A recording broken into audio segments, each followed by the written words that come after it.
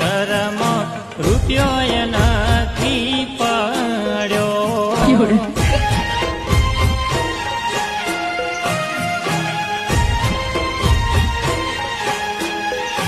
હો વધારે કે તાતા મને લોન રે ના કરતો, લોન રે કરીને મેં તો કર્યો રે ઉજાગરો.